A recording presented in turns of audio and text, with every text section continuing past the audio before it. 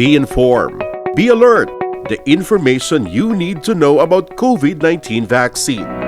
Right here, right now, on The VAX.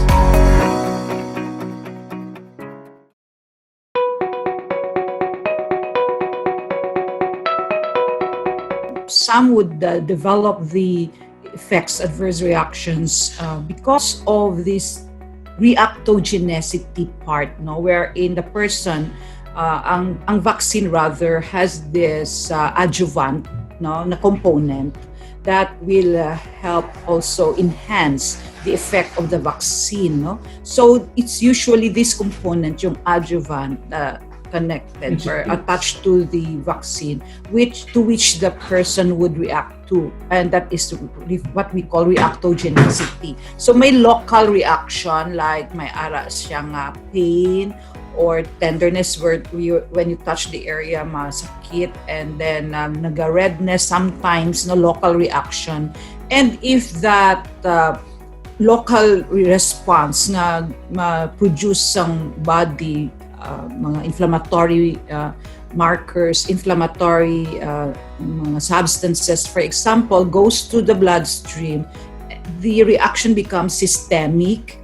That's why some patients will have fever, no, headache, myalgia. So amo ni ang mga common nga mga effects nga makita. Some would experience it after the first dose.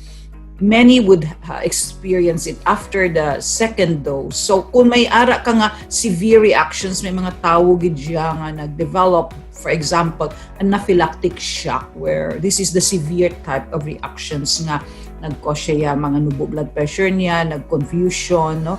So then that means nga hindi na siya makabaton sang next dose of the drug. Amo nang absolute nga contraindication nga hindi ka na pwede ka matagaan sang second dose. But for the milder reactions, pwede ka pa maka-receive. So it varies. May ara man niya nga dapat within an hour ma-stay for persons nga nag-develop, may experience sila yung mga allergic reaction sa iban nga mga bulong or iban nga vaccine in the past, no, or may mga history of allergy to any substance, they're advised to stay for 30 minutes to 1 hour sa area for observation, no. So some would develop within that period. May ara man nga within 2 days. So kung within 2 days, so pwede nga mga mild na siya yung ilang reaction, no.